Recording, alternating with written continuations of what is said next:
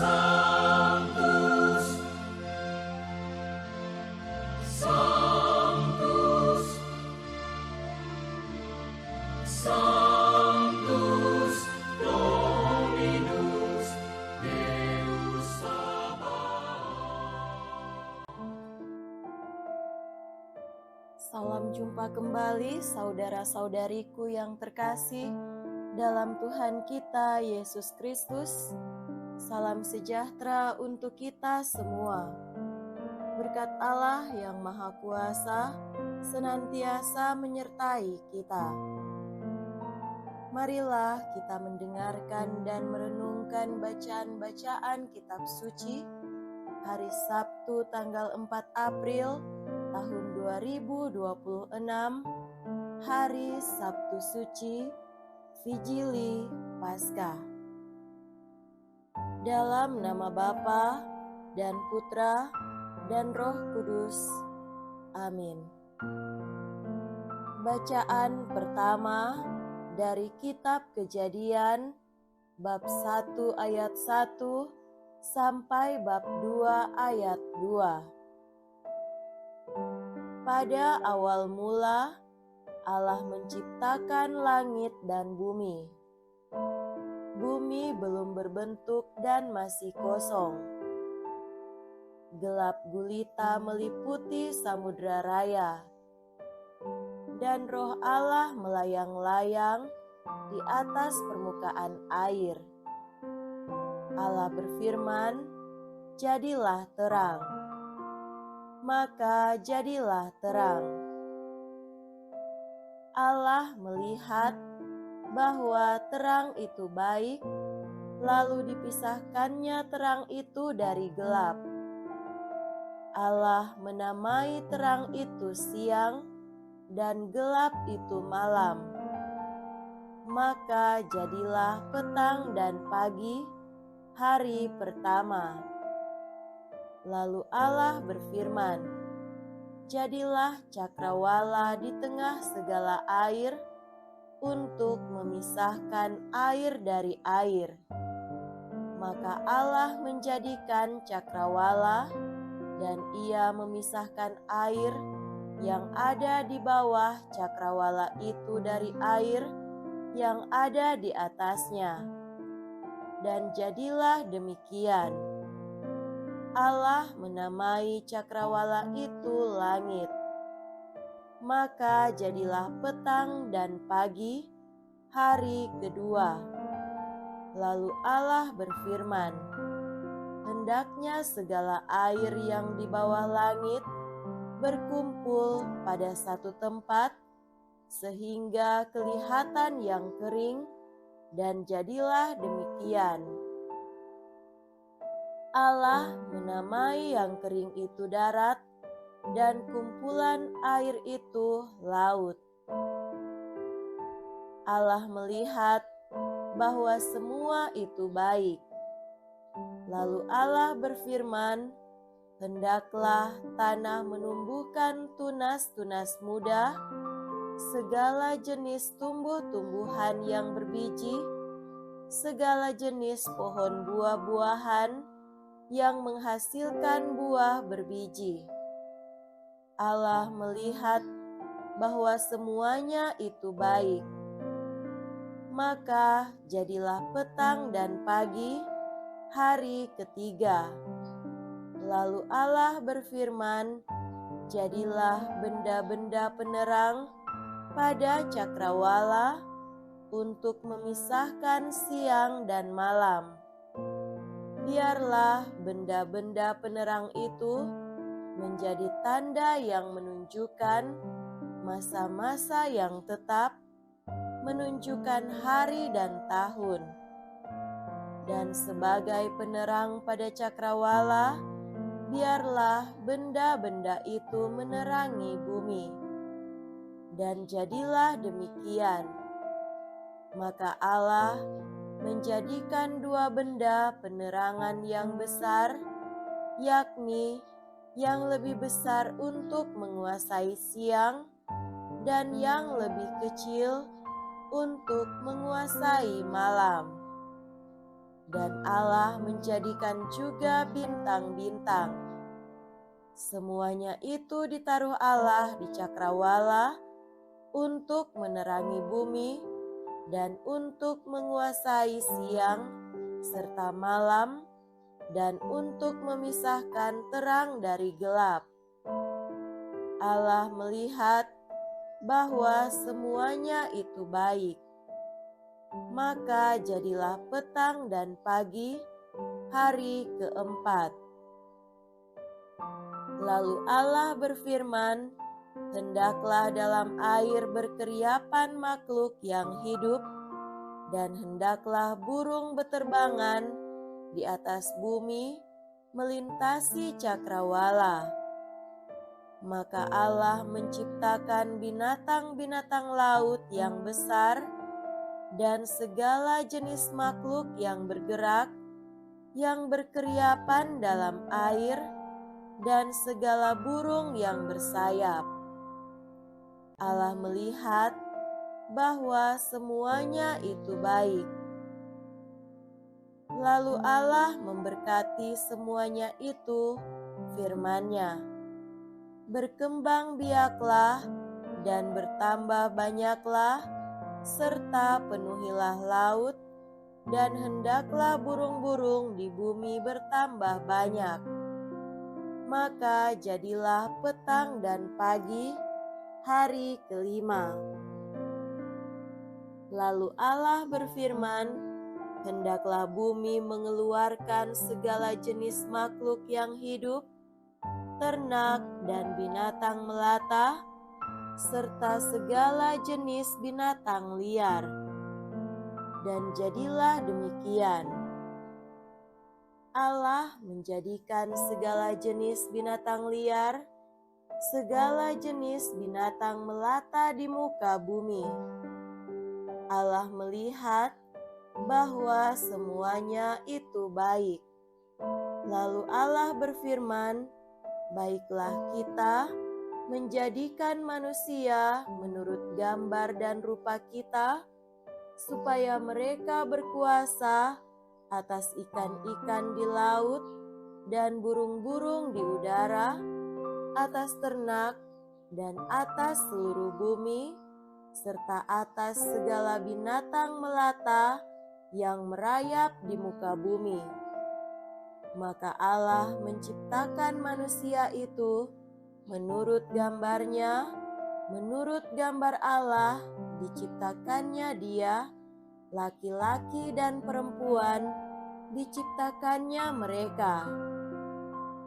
Allah memberkati mereka, lalu Allah berfirman kepada mereka, beranak cucu dan bertambah banyaklah, penuhilah bumi dan taklukkanlah, berkuasalah atas ikan-ikan di laut, burung-burung di udara, dan atas segala binatang yang merayap di bumi.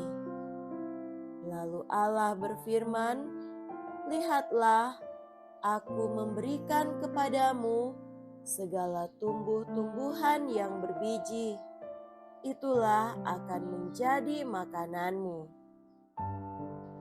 Tetapi kepada segala binatang di bumi, dan kepada burung di udara, dan segala yang merayap di bumi, yang bernyawa, kuberikan segala tumbuh-tumbuhan hijau menjadi makanannya. Dan jadilah demikian.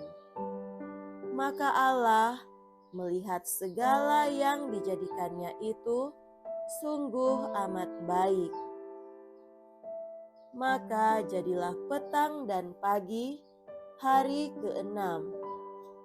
Demikianlah langit dan bumi dan segala isinya. Pada hari ketujuh, Allah telah menyelesaikan pekerjaan yang dibuatnya itu. Maka berhentilah ia pada hari ketujuh dari segala pekerjaan yang telah dibuatnya itu. Demikianlah sabda Tuhan. Syukur kepada Allah.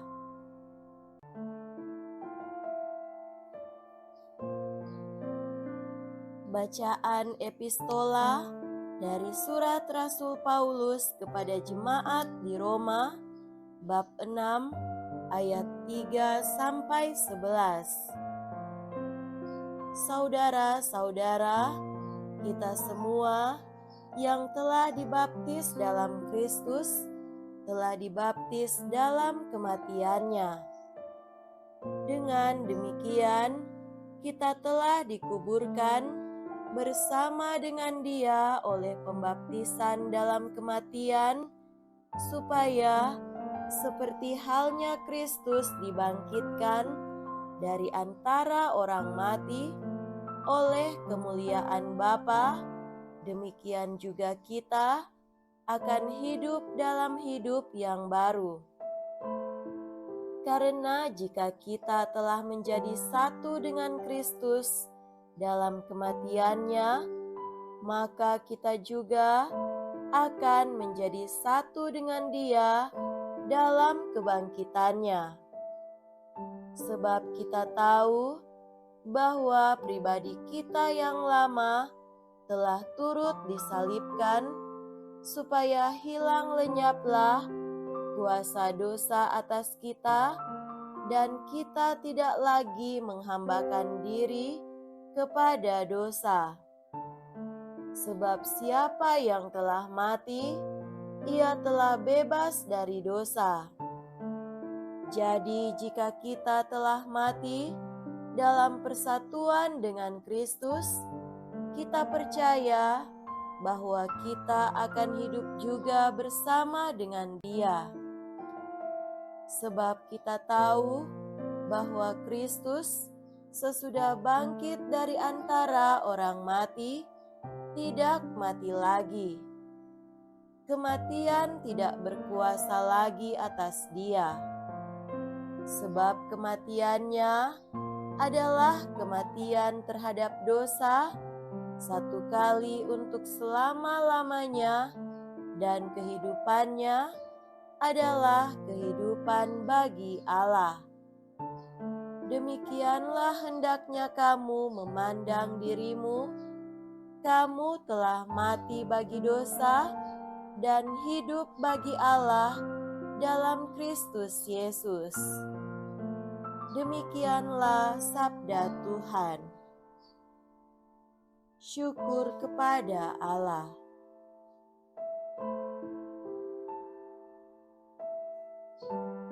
Semoga Tuhan beserta kita sekarang dan selama-lamanya. Inilah Injil suci menurut Santo Matius. Dimuliakanlah Tuhan. Injil Matius bab 28 ayat 1 sampai 10. Setelah hari Sabat lewat, menjelang menyingsingnya fajar, hari pertama minggu itu, pergilah Maria Magdalena dan Maria yang lain menengok kubur Yesus. Maka terjadilah gempa bumi yang hebat, sebab seorang malaikat Tuhan turun dari langit dan datang ke kubur Yesus dan menggulingkan batu penutup kubur itu, lalu duduk di atasnya. Wajahnya bagaikan kilat dan pakaiannya putih bagaikan salju. Para penjaga kubur itu gemetar ketakutan dan menjadi seperti orang-orang mati. Akan tetapi, malaikat itu berkata kepada perempuan-perempuan itu, "Janganlah kamu takut. Aku tahu bahwa kamu mencari Yesus yang disalibkan itu. Ia tidak ada di sini, sebab Ia telah bangkit seperti yang telah dikatakannya. Mari, lihatlah tempat Ia dibaringkan. Maka pergilah segera dan katakanlah kepada murid-muridnya bahwa Yesus telah bangkit dari antara orang mati. Ia kini mendahului kamu di Galilea. Di sana kamu akan melihat Dia. Sesungguhnya akulah yang telah mengatakannya kepadamu." Maka mereka segera pergi dari kubur itu, diliputi rasa takut dan sukacita yang besar. Mereka berlari cepat-cepat untuk memberitahukannya kepada murid-murid Yesus. Tiba-tiba Yesus menjumpai mereka dan berkata, "Salam bagimu." Mereka mendekatinya, memeluk kakinya, serta menyembahnya. Maka kata Yesus kepada mereka, "Jangan takut. Pergi dan katakanlah kepada saudara-saudaraku supaya mereka pergi ke Galilea, dan di sanalah mereka akan melihat Aku." Demikianlah sabda Tuhan. Terpujilah Kristus.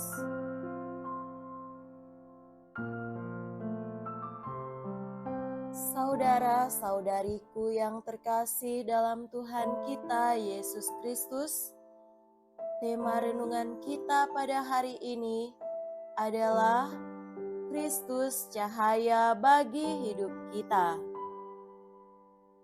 Sabtu Suci adalah hari yang sunyi.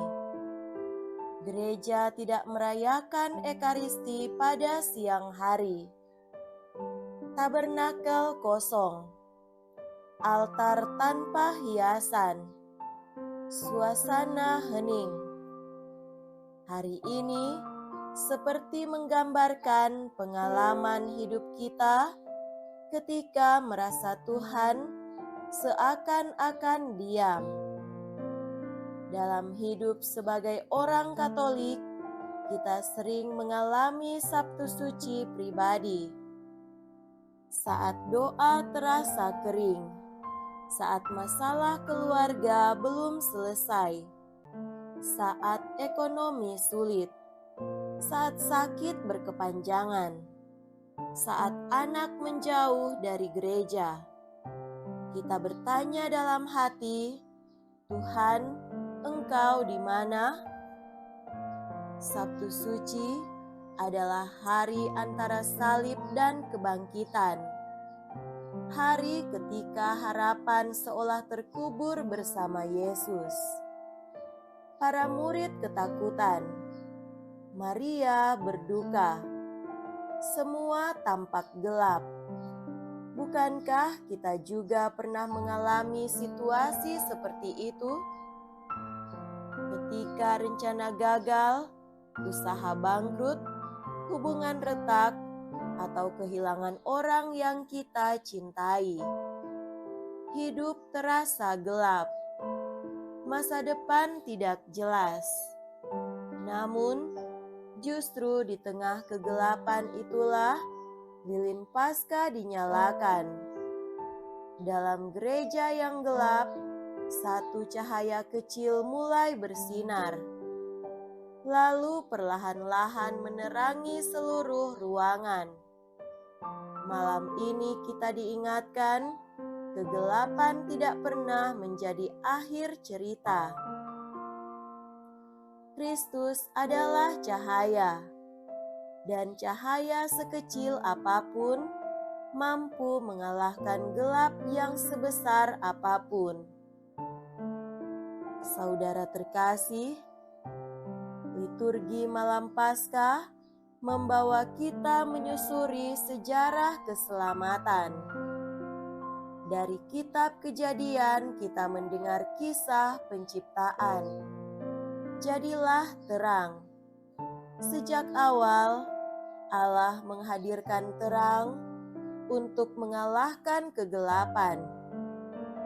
Kita mendengar kisah kebangkitan menurut Injil Matius. Injil Matius menceritakan bagaimana Maria Magdalena dan Maria yang lain datang ke makam. Mereka menemukan batu sudah terguling. Malaikat berkata, "Ia tidak ada di sini. Ia telah bangkit." Kubur yang kosong menjadi tanda bahwa kematian tidak berkuasa lagi. Yesus yang disalibkan kini hidup. Terang mengalahkan gelap, hidup mengalahkan maut. Dalam simbol liturgi, lilin Paskah melambangkan Kristus yang bangkit. Api yang dinyalakan dari kegelapan menandakan bahwa kebangkitan bukan sekedar kenangan, tetapi kenyataan yang mengubah dunia. Kristus bukan hanya bangkit 2000 tahun lalu. Ia bangkit untuk kita. Ia adalah terang yang menuntun umat keluar dari perbudakan dosa menuju kebebasan sebagai anak-anak Allah. Sabtu suci bukan akhir, ini adalah pintu menuju fajar baru. Jika Kristus adalah cahaya, bagaimana kita menghidupi terang itu secara konkret? Hadirkan terang Kristus dalam keluarga. Mulailah dari hal sederhana, yakni menghadirkan terang iman, yakni doa bersama setiap pagi, siang atau malam, karena keluarga yang berdoa bersama menjadi terang di tengah dunia yang sibuk dengan urusan pribadi. Untuk diri kita secara pribadi, kita bisa menghadirkan cahaya iman lewat doa Angelus, doa kerahiman ilahi, bahkan doa apa saja, entah Bapa kami, Salam Maria, bahkan doa tobat di sela-sela pekerjaan, atau bahkan di tengah. Sempatkan waktu, walau hanya 5 menit. Selanjutnya, jadilah terang di tempat kerja. Jangan ikut arus korupsi kecil-kecilan, manipulasi, atau gosip yang merusak. Bersikap jujur mungkin membuat kita tidak populer, tetapi justru disitulah terang Kristus bersinar. Adillah terang dalam komunitas. Aktiflah di lingkungan atau paroki. Kunjungi orang sakit. Bantu yang membutuhkan. Jangan hanya menjadi Katolik saat misa, pembaptisan, perkawinan, dan kematian, tetapi juga dalam tindakan nyata. Saudara-saudari yang terkasih, dalam Tuhan kita Yesus Kristus, marilah kita pelihara terang iman melalui sakramen tobat dan ekaristi. Dosa membuat hidup gelap, pengakuan dosa menyalakan kembali cahaya di dalam hati kita. Malam ini kita menerima cahaya lilin Paskah. Jangan biarkan cahaya itu padam ketika kita pulang. Bawalah terang itu ke rumah, ke kantor, ke sekolah, ke lingkungan. Karena ketika Kristus menjadi cahaya hidup kita, kita pun dipanggil menjadi cahaya bagi dunia. Semoga demikian. Amin. Dalam nama Bapa dan Putra dan Roh Kudus. Amin.